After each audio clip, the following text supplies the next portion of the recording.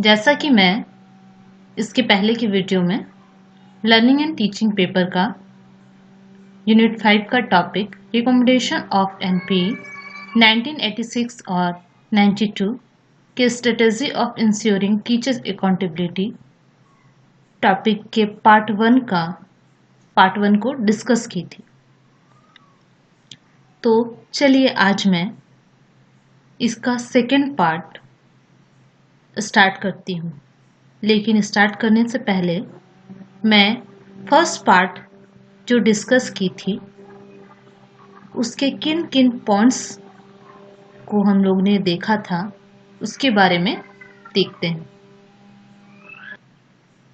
हमने राष्ट्रीय शिक्षा नीति 1986 और 92 की शिक्षक की जवाबदेही सुनिश्चित करने की रणनीति के बारे में उसके इंट्रोडक्शन को देखा था और इसमें कुछ बिंदुओं पर चर्चा की थी, कुछ पॉइंट्स को देखा था जो कि राष्ट्रीय शिक्षा नीति 1986 यानी कि एनपी 96 ने तैयार किया था कि अध्यापक के कार्यों का मूल्यांकन करने के लिए उनकी जवाबदेहिता की सही माप करने के लिए किन किन बिंदुओं से होकर जाना है।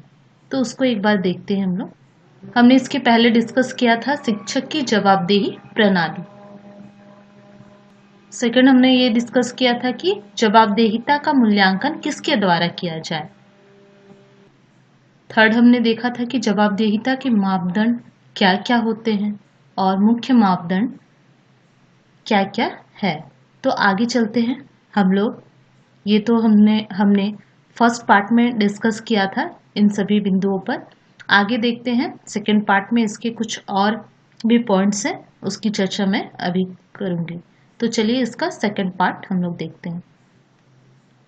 जवाबदेहिता के आधार बेसिस ऑफ अकाउंटेबिलिटी यानी कि टीचर्स की जवाबदेहिता की जांच करने के लिए कौन कौन से आधार हैं उसको हम लोग आज डिस्कस करेंगे, जिसमें फर्स्ट पॉइंट है शिक्षक के शिक्षण की प्रभाव उत्पादकता यानी टीचर जो है वो कितने इफेक्टिव रूप से पढ़ा रहा है। ये जांच करेंगे तो पता चलेगा वो टीचर जो टीचिंग कर रहा है वो अपने व्यवसाय के प्रति किस लेवल पर अपनी जवाबदेहिता, अपनी जिम्मेवारी को निभा पा रहा है। सेकंड है कक्षा प्रबंधन तथा कक्षा अनुशासन यानी जो टीचर्स है वो क्लासरूम मैनेजमेंट सही ढंग से कर पा रहा है या नहीं, वो क्लासरूम में डिसिप्लिन को मेंटेन कर पा रहा है या नहीं। ये सभी देखने पर ही पता चलेगा कि शिक्षक की जवाबदेहिता अपने प्रोफेशन के प्रति कितनी है। थर्ड है पाठ्यक्रम सहगामी क्रियाओं का आयोजन यानी जो को करिकुलर एक्टिविटी है उसको ऑर्गेनाइज किस प्रकार वो टीचर कर रहा है, उसको सही ढंग से कर रहा है या नहीं। इसको भी आधार मानकर हम टीचर्स की जवाबदेहिता का मापन कर सकते हैं, जिससे उनकी जवाबदेहिता और जिम्मेवारी का पता चलेगा। फोर्थ है अध्यापक के प्रभावी सामुदायिक संबंध यानी जो टीचर है वो अपने इफेक्टिव रूप से किस प्रकार से कम्युनिटी से जुड़ा हुआ है या नहीं।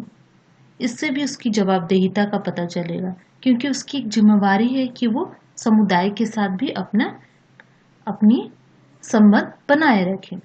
नेक्स्ट है परीक्षण व परिणाम यानी जो एग्जामिनेशन होंगे, जो रिजल्ट आएगा है ना, उसके द्वारा भी एक टीचर्स की अकाउंटेबिलिटी का पता चलेगा। जैसे फॉर एग्जांपल कि एग्ज़ाम का रिजल्ट अच्छा आया तो ऑब्वियसली सी बात है कि स्टूडेंट अच्छा क्यों किया, टीचर्स ने अच्छी तरीके से टीचिंग किया, अपनी जिम्मेवारी को अच्छी तरीके से निभाया, तभी उनके अच्छा रिजल्ट हुआ। तो इस तरह से उस टीचर की जवाबदेहिता का पता चलेगा कि वो अपने प्रोफेशन के प्रति कितना जवाबदेही है और किस तरीके से वो टीच कर रहा है।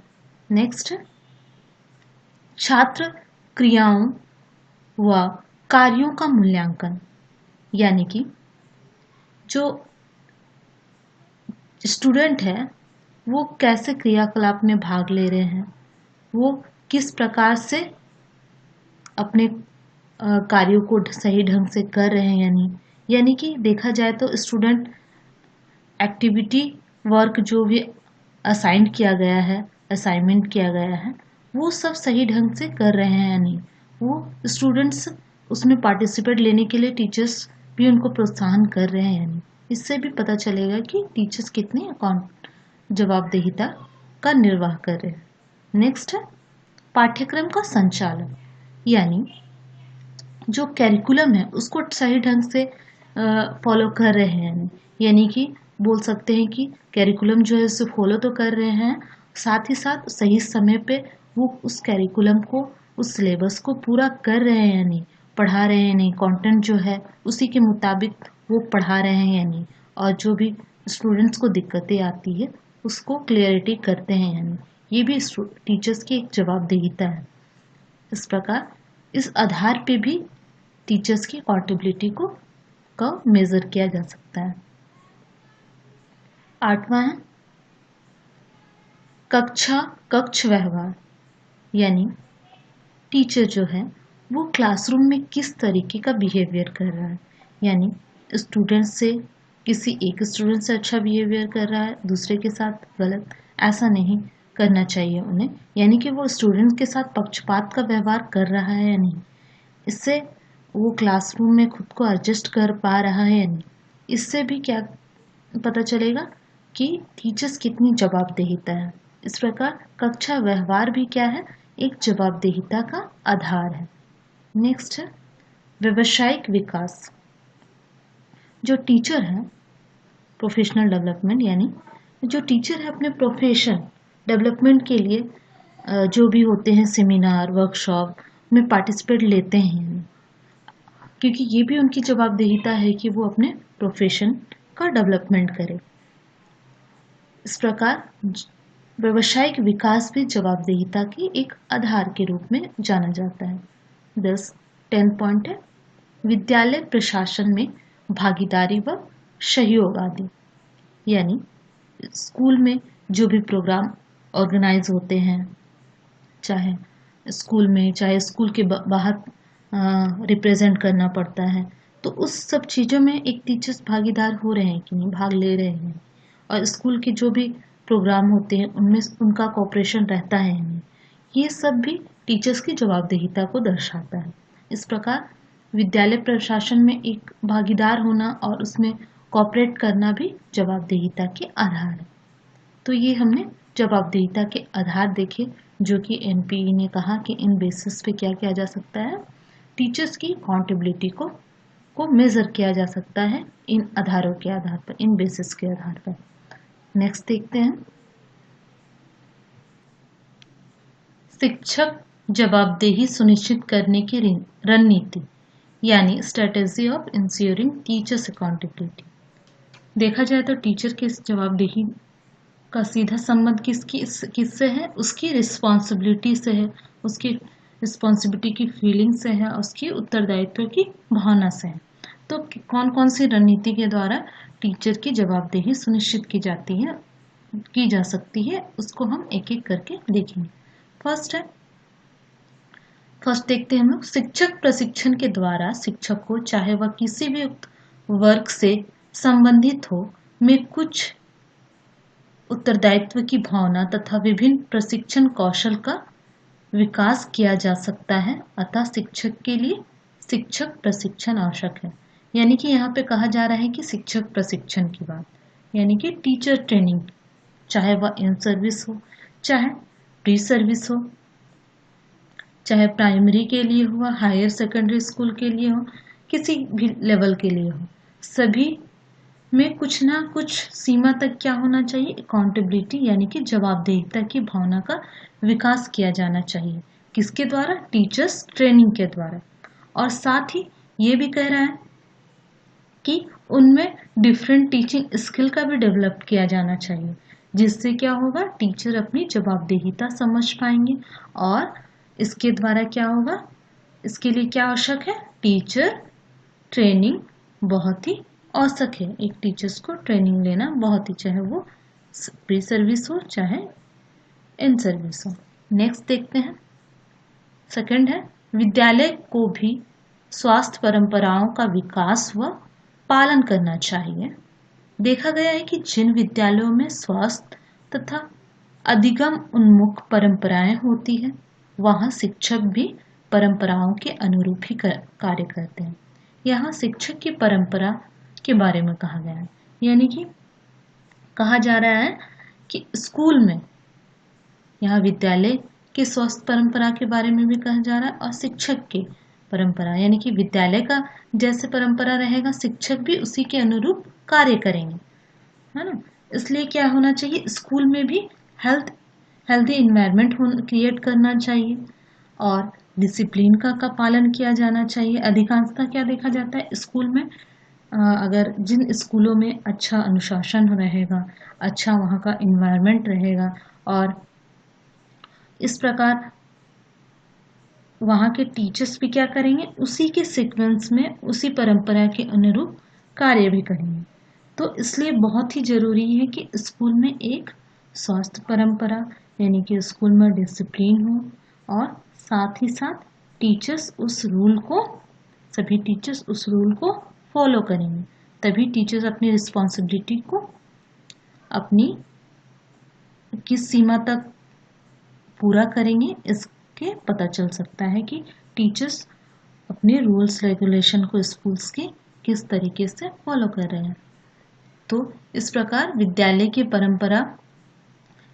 परंपराओं यानी कि डिसिप्लिन वहाँ का अच्छा करके भी टीचर्स को एक की जवाबदेहिता को सुनिश्चित किया जा सकता है। थर्ड है प्रशासन तथा शिक्षकों के प्रति उसका व्यवहार या उनका उत्तरदायित्व भावना को प्रभावित करता है, यानी एडमिनिस्ट्रेशन जो है वो भी अन्य टीचर्स के बिहेवियर यानी कि उनकी रिस्पॉन्सिबिलिटी की भावना को इफेक्ट करता है। आगे देखते हैं, शाला प्रधान का व्यवहार शिक्षकों के प्रति निष्पक्ष तथा सहानुभूतिपूर्ण होना चाहिए। शाला प्रधान का कोई भी अन्य निरीक्षण अधिकारी नियमित रूप से शिक्षकों का परिवीक्षण करे तथा निरीक्षण की मात्रा कम से कम हो। यहाँ यही कह रहा है कि जो एडमिनिस्ट्रेशन होगा वो अन्य टीचर्स के साथ बिहेवियर उनका क्या होना चाहिए, अच्छा होना चाहिए, यानी कि मैनेजमेंट का बिहेवियर टीचर के प्रति अगर निष्पक्ष होना चाहिए और सहानुभूतिपूर्ण होना आवश्यक है, क्योंकि मैनेजमेंट या कोई अन्य सुपरवाइजर अधिकारी नियमित रूप से उनको सुपरवाइज तो किया जाना चाहिए, लेकिन वो सुपरवाइज क्या होना चाहिए, इंस्पेक्शन क्या होनी चाहिए, थोड़ी कम मात्रा में होनी चाहिए। नेक्स्ट देखते हैं फोर्थ पॉइंट, शिक्षकों को समय समय पर स्वयं मूल्यांकन करने को कहा गया है, यानी कि टीचर्स जो है उसको टाइम टू टाइम क्या बोल रहा है कि सेल्फ असेसमेंट करें, ताकि पता चलेगा कि वो कितने अपने प्रोफेशन के प्रति अपनी भूमिका को निभा रहे हैं। आगे देखते हैं, स्वमूल्यांकन विश्वसनीय तथा उपेक्षहीन हो, इसके लिए विद्यालय को एक प्रपत्र तैयार कर लेना लाभदायक होता है। इस प्रपत्र पर ही शिक्षक आत्ममूल्यांकन करें तथा इनकी पूर्ति होने पर शाला प्रधान व्यक्तिगत या सामूहिक रूप से उन पर चर्चा करे तो निश्चित ही शिक्षक की उत्तरदायित्व के प्रति जागरूक होंगे, यानी कि टीचर्स की अवेयरनेस के बारे में यहाँ कहा जा रहा है कि टीचर्स क्या करें, स्वयं ही क्या करें, स्वयं का मूल्यांकन करें समय समय पर। और क्या होगा इससे, सेल्फ असेसमेंट किया जाने को कहा जा रहा है। अगर सेल्फ असेसमेंट कहा जा रहा है तो खुद ही सभी कोई अपने आप को अच्छा ही बताएंगे, लेकिन इसके लिए कहा जा रहा है कि एक प्रपत्र तैयार करने को कहा गया है कि अपना परफॉर्मेंस शीट तैयार करने के कहा गया है कि वो खुद ही अपने जिस कार्य को करते हैं उसको वहाँ फिलअप करें, क्योंकि इस शीट में जो टीचर का सेल्फ असेसमेंट को फिल करता है और जब ये शीट पूरी तरीके से भर जाता है तो क्या होता है, इसे पर्सनल रूप से या ग्रुप में डिस्कशन किया जा सकता है उस सीट को देखकर कि टीचर्स ने अपनी जवाबदेहिता को किस तरीके से निभाया है और कितनी और ज़रूरत है कि वो अपने कार्यों में सुधार करें। इस पर चर्चा की जा सकती है। तो इस तरीके से जब मैनेजमेंट इस पर चर्चा करेंगे तो निश्चित ही टीचर्स अवेयर होंगे कि नहीं, हमें अपनी जवाबदेहिता को निभानी है और अपने उत्तरदायित्व को समझकर वो अवेयर होंगे। नेक्स्ट है 5th पॉइंट है शिक्षक उत्तरदायित्व के साथ कार्य करे। इसके लिए सेवा नियमों में वांछित सुधार करना होगा। सेवा नियमों में सेवा सुरक्षा, वेतन वृद्धि तथा उपयुक्त प्रेरकों का प्रावधान होना अत्यंत आवश्यक है। यहाँ टीचर्स की रिस्पॉन्सिबिलिटी वर्क के साथ ही साथ उनके सर्विस रूल यानी सर्विस में सुधार करने की भी बात कही जा रही है। यानी कि उनके सर्विस जो रूल रेगुलेशन है उन पे भी सुधार करने की बात कही जा रही है कि सर्विस और रूल में अगर सुधार होगा, सर्विस सिक्योरिटी उनको मिलेगी, साथ ही साथ सैलरी इंक्रीज होगी, तो वो क्या होंगे, नेचुरली है कि अपने दायित्व को समझकर अपना कार्य सही ढंग से कर पाएंगे। नेक्स्ट देखते हैं शिक्षण कार्य तो आत्मसिद्धि तथा आत्म अनुभूति का मार्ग है जिस पर चलकर शिक्षक स्वतः सुखाया या आत्मशक्ति एवं सामाजिक सम्मान प्राप्त कर सकता है। अतः शिक्षकों में तदनुरूप ही भाव तथा गुणों का विकास करना चाहिए। यहाँ आत्मसिद्धि और आत्म अभिव्यक्ति की बात कही जा रही है। यानी टीचर्स क्या करें, खुद को क्या समझे कि टीचिंग के द्वारा केवल उनका जीविकोपार्जन नहीं हो रहा है, लेकिन इससे उन्हें आत्मसंतुष्टि भी मिल रही है ना।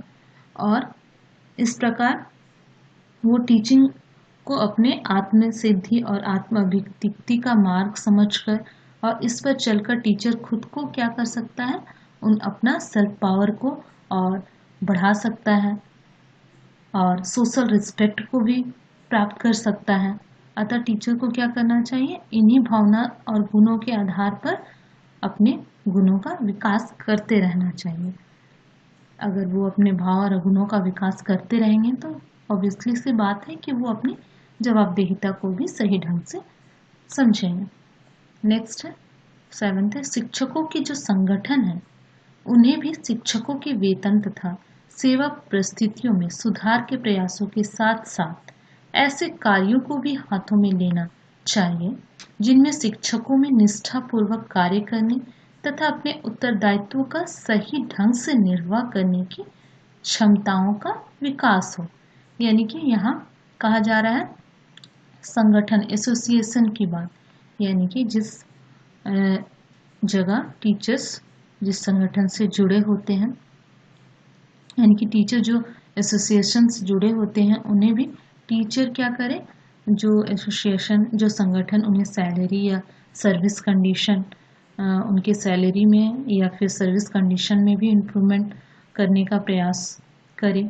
साथ ही साथ ऐसे कार्यों को भी उनको हाथ में लेना चाहिए जिनसे क्या होगा, टीचर में निष्ठापूर्वक कार्य करने और रिस्पॉन्सिबिलिटी का सही ढंग से निर्वाह करने की क्षमताओं का विकास करें। यानी कि ऐसे प्रोग्राम को ऑर्गेनाइज करते रहना पड़ेगा और जिससे टीचर्स का भी अवेयर होते रहें अपनी जिम्मेवारी के प्रति और साथ ही उनकी सैलरी भी सही ढंग से जो उस वे प्राप्त करना चाहते हैं, जो प्राप्त करने की अपनी क्वालिफिकेशन के मुताबिक वो प्राप्त कर सकते हैं, वो सही ढंग से दिया जाए। साथ में जो भी रूल रेगुलेशन है उनमें भी सुधार किया जाए, ताकि उन रूल रेगुलेशन में सुधार किया जाएगा तो क्या होगा, टीचर्स भी उन सभी क्रियाओं को सही रूप में समझकर अपने उत्तरदायित्व को सही ढंग से निभा पाएंगे। तो इस प्रकार आज हमने टीचर्स जवाबदेही को सुनिश्चित करने की जो रणनीतियां हैं उन सभी के बारे में पूरी तरीके से टोटल पार्ट 1 पार्ट 2 में दोनों में डिस्कस किया। तो इस प्रकार हम जो यूनिट 5 को डिस्कस कर रहे थे वो कंप्लीटली मैंने डिस्कस कर लिया है। तो अगर इस यूनिट 5 में, पेपर 2 का यूनिट 5 में अगर किसी टॉपिक में आपको डाउट है तो मुझे कॉल करके आप पूछ सकते हैं। मैं अब नेक्स्ट टॉपिक के साथ मिलूंगी। Okay, thank you.